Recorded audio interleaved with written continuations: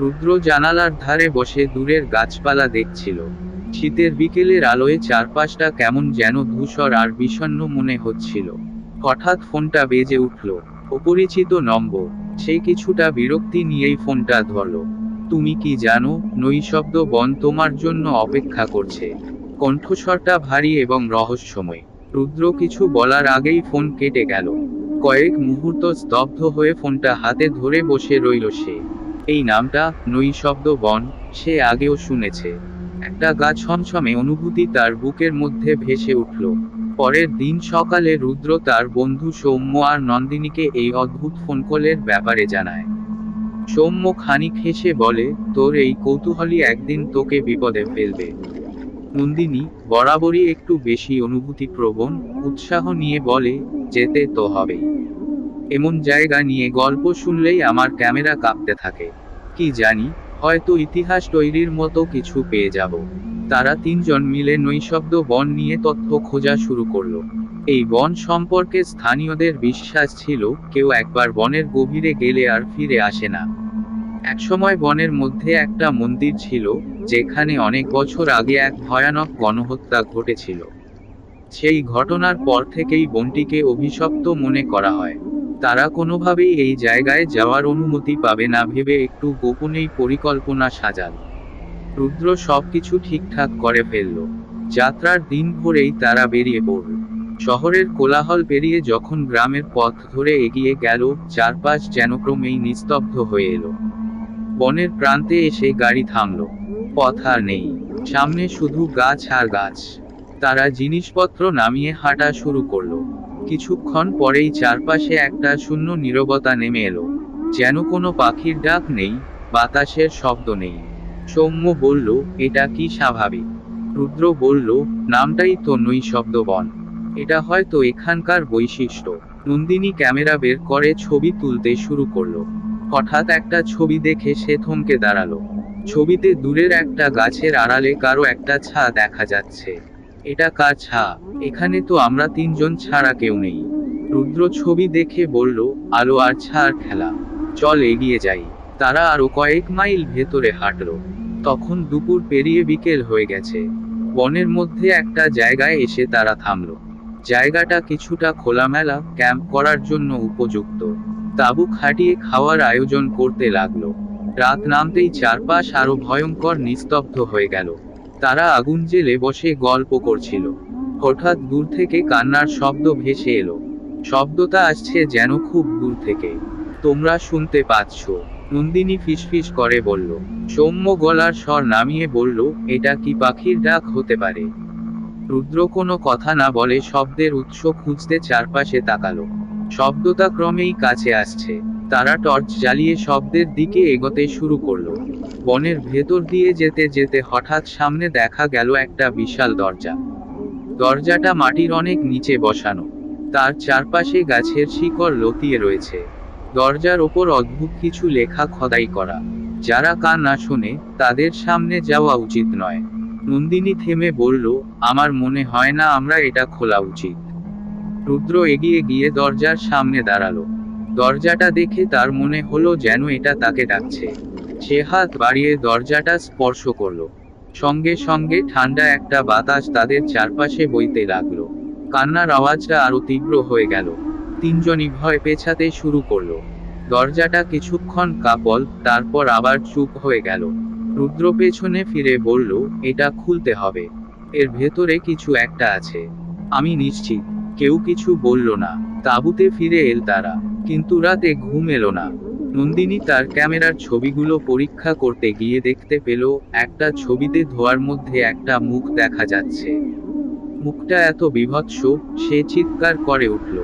সৌম্য আর রুদ্র ছুটে এসে ছবিটা দেখে স্তব্ধ হয়ে গেল। রুদ্র বলল, আমাদের এখান থেকে কিছু খুঁজে বের করতেই হবে। এই কান্না, এই মুখ, এগুলো কোনো সাধারণ ঘটনা না। রাত বাড়তে লাগলো। বাইরে কোথাও যেন শ্বাস ফেলার মতো শব্দ হচ্ছিল। টর্চ জ্বালিয়ে দেখে কোনো কুয়াশার মতো ধোঁয়া জমে আছে। সেই ধোঁয়ার ভেতর থেকে দুটো জ্বলজ্বলে চোখ তাদের দিকে তাকিয়ে রয়েছে। রাত কাটানোর পর সকালে চারপাশে কুয়াশা ঘিরে ছিল। বনের অদ্ভুত নীরবতা যেন আরো ভারী হয়ে উঠেছে। নন্দিনী, রুদ্র আর সৌম্য আগুন জ্বালিয়ে চুপচাপ বসেছিল।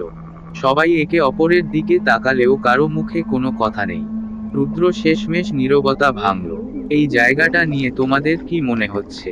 আমি নিশ্চিত এখানে কিছু এমন লুকিয়ে আছে যা আমরা জানি না। সৌম্য ধীর কণ্ঠে বলল, আমার মনে হচ্ছে আমরা এখানে ঠিক করে আসিনি। কালো রাতের কান্না, সেই দরজা আর নন্দিনীর ছবির ধোয়ার মুখটা, এসব কিছুই স্বাভাবিক নয়। এটা ভয়ের চেয়েও বেশি কিছু। নন্দিনী চায়ের কাপে চুমুক দিয়ে বলল, তুমি ভয় পেতে পারো, কিন্তু আমি পিছু হটব না। আমি এই রহস্যের ছবি তুলতে চাই। এখানে যে শক্তি আছে সেটা অস্বীকার করার কোনো উপায় নেই। আমরা যা দেখেছি সেটা আমাদের এখানেই থাকার যথেষ্ট কারণ। রুদ্র উঠে দাঁড়িয়ে বলল, আমি আজ সেই দরজার কাছে যাব। তোমরা চাও তো ক্যাম্পে থাকতে পার, কিন্তু আমি নিশ্চিত সেই দরজা আমাদের কোনো উত্তর দেবে। নন্দিনী রুদ্রের দিকে তাকিয়ে বলল, তুমি একা যাবে না, আমি সঙ্গে যাব। তারা দুজন প্রস্তুতি নিল। সৌম্য কিছুটা অনিচ্ছা নিয়ে তাদের পিছু নিল। তিনজন দরজার কাছে পৌঁছালো। আজকের দিনে দরজাটা আরো ভুতুড়ে দেখাচ্ছে। দরজার ওপর লতানো শিকড়গুলো আরো ঘন হয়ে গেছে।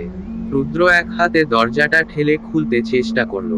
দরজা একসময় খুলে গেল। তার ভেতরে থেকে শীতল বাতাস বেরিয়ে এলো। অন্ধকার গহ্বরের মতো দেখাচ্ছিল ভেতরের অংশটুকু। নন্দিনী টর্চ জ্বালাল। আলোর নিচে মাটির সিঁড়ি দেখা গেল, যা নিচে নেমে গেছে। ভেতরে কিছু একটা আছে, রুদ্র বলল। তারা আঁকে আঁকে সিঁড়ি দিয়ে নেমে যেতে শুরু করলো। জায়গাটা ভীষণ স্যাঁতস্যাঁতে এবং গন্ধযুক্ত। নন্দিনী হঠাৎ থমকে দাঁড়ালো। শোনো, শোনো, আবার সেই কান্নার আওয়াজটা আসছে। সৌম্য ভয় পেয়ে পেছনে তাকালো। আমাদের এখান থেকে বেরিয়ে যাওয়া উচিত। আমরা জানি না এখানে কি অপেক্ষা করছে। কান্নার আওয়াজটা ক্রমেই জোরে জোরে শোনা যেতে লাগলো। তাদের মনে হলো আওয়াজটা তাদের ঘিরে রেখেছে। সিঁড়ির শেষে পৌঁছে তারা দেখতে পেল একটা বিশাল হলঘর। ঘরের দেয়ালে বহু পুরনো চিত্রকর্ম আঁকা, যা অর্ধেক মুছে গেছে। প্রতিটি ছবিতে মানুষের চিৎকার করার ভঙ্গি স্পষ্ট। রুদ্র বলল, এগুলো দেখতে যেন একটা গণহত্যার দৃশ্যের মতো লাগছে। এখানে কি ঘটেছিল? তারা ঘরের কেন্দ্রে পৌঁছে একটা পাথরের বেদি দেখতে পেল। বেদির ওপর একটা ছোট্ট পাত্র রাখা। পাত্রের ভেতর লালচে কোনো পদার্থ জমাট বেঁধে আছে। নন্দিনী ফিসফিস করে বলল, এটা কি রক্ত? রুদ্র পাত্রটা স্পর্শ করার আগেই চারপাশে বাতাস আরো ভারী হয়ে গেল। তারা দেখতে পেল ঘরের কোণে ধোঁয়ার মতো কুয়াশা জমে যাচ্ছে। সেই কুয়াশা থেকে আস্তে আস্তে মানুষের আকৃতি গড়ে উঠল। সৌম্য চিৎকার করে উঠল, ওটা কি? ওটা কি মানুষ? কুয়াশার আকৃতিগুলো ধীরে ধীরে স্পষ্ট হতে লাগলো। একের পর এক চেহারা। তাদের চোখগুলো জ্বলজ্বল করছে, আর মুখে যেন ভীষণ কষ্টের অভিব্যক্তি। একটি কণ্ঠ শোনা গেল, ভারী আর গভীর। তোমরা এখানে এসেছো কেন? আমাদের কান্না কি তোমাদের জন্য বিনোদন? রুদ্র সাহস করে বলল, তোমরা কারা? তোমাদের এখানে কি হয়েছিল? একটি কুয়াশার মানুষ সামনে এগিয়ে এলো। তার মুখটা বিভৎস। সে বলল, আমরা যারা অন্যায়ভাবে হত্যা হয়েছি, তাদের আত্মা। আমাদের রক্ত দিয়ে এই মন্দিরের অভিশাপ তৈরি হয়েছে। আমাদের মুক্তি চাই, কিন্তু মুক্তি সহজ নয়। রুদ্র কিছু বলার আগেই চারপাশ অন্ধকার হয়ে গেল। তাদের টর্চ কাজ করা বন্ধ করে দিল। কেবল সেই কণ্ঠগুলো শোনা যেতে লাগলো। মুক্তি চাও, তবে তার জন্য মূল্য দিতে হবে। এই মন্দিরের অভিশাপ ভাঙতে হলে জীবন্ত মানুষ চাই। আত্মা মুক্ত হবে, কিন্তু তার জায়গায় নতুন কেউ বন্দী হবে। তুমি কি রাজি?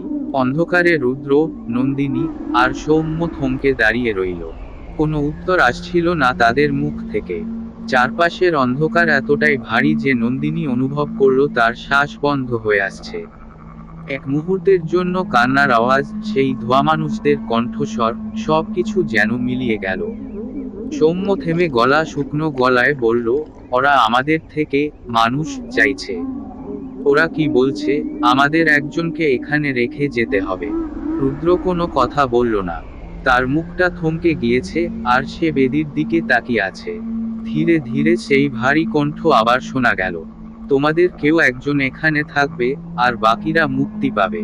তোমরা যা খুঁজে এসেছো তা এখানেই আছে, কিন্তু মুক্তি ছাড়া কেউ তা স্পর্শ করতে পারবে না। সিদ্ধান্ত নাও, নন্দিনী ভয় বলল, আমরা এখানে এসেছি সত্যি খুঁজতে, নিজেদের বিসর্জন দিতে নয়। এটা অন্যায়, ওদের বুঝতে হবে। রুদ্র তার ঠোঁট কামড়ে বলল, আমাদের এখানে না এসে উপায় ছিল না। এই রহস্যের মায়া আর ভয় আমাদের জড়িয়ে ফেলেছে। কিন্তু এখন কি করব? এভাবে তো আমরা ফিরে যেতে পারি না। তাদের কথা বলার মধ্যেই বেদির ওপর পাত্র থেকে লালচে তরল ছিটকে উঠে ঘরে মেঝেতে ছড়িয়ে পড়ল। সেই তরল যেন একটা পথ তৈরি করলো, যা মন্দিরের ভেতর আরো গভীরে নিয়ে যাচ্ছে। রুদ্র বলল, দেখছো, এটা আমাদের ডাকছে, আমাদের যেতে হবে। নন্দিনী কিছুটা দ্বিধাগ্রস্ত হলেও রাজি হলো। সৌম্য এক ধরনের আতঙ্ক নিয়ে তাদের পিছু নিল। তারা পাথরের সেই সরু পথে হাঁটতে লাগলো। চারপাশে অন্ধকার, শুধু মাঝে মধ্যে গায়ের ওপর ভেসে আসছে কোনো শীতল স্পর্শ, যেন অদৃশ্য কেউ তাদের গায়ে হাত বুলিয়ে দিচ্ছে। এগিয়ে যেতে যেতে তারা একসময় একটা ছোট ঘরে পৌঁছালো। ঘরটা ছিল গোলাকৃতি, আর দেয়ালের চারপাশে লেখা ছিল অসংখ্য নাম। সব নাম রক্ত দিয়ে লেখা। ঘরের মাঝে একটা পাথরের স্তম্ভ, স্তম্ভের ওপরে রাখা ছিল একটা কালো ধাতব বাক্স। রুদ্র বলল, আমার মনে হয় আমরা যা খুঁজছি এটা তার কেন্দ্রবিন্দু। নন্দিনী ফিসফিস করে বলল, এটা খোলা কি নিরাপদ হবে? রুদ্র হাত বাড়িয়ে বাক্সের ঢাকনাটা তুলল। ভেতরে যা ছিল তা দেখে তারা স্তব্ধ হয়ে গেল। একটা ছোট্ট মূর্তি, মূর্তির মুখ বিকৃত, চোখের জায়গায় শূন্যতা। হঠাৎ মন্দির আবার কেঁপে উঠল। সেই কণ্ঠ ফিরে এলো, তোমরা যা খুঁজেছ তা পেয়েছ, কিন্তু এটা নিয়ে যেতে চাইলে তোমাদের একজনকে দিতে হবে। অনাথায় কেউ ফিরে যাবে না। এবার সৌম্য চিৎকার করে উঠল, আমরা এখানে এসেছিলাম সত্যি খুঁজতে, নিজের জীবন ত্যাগ করতে নয়। এটা তোমাদের ফাঁদ। কণ্ঠ হাসল, তোমরা এসেছো নিজের ইচ্ছায়, এখন সিদ্ধান্ত নাও, ত্যাগ ছাড়া মুক্তি নেই।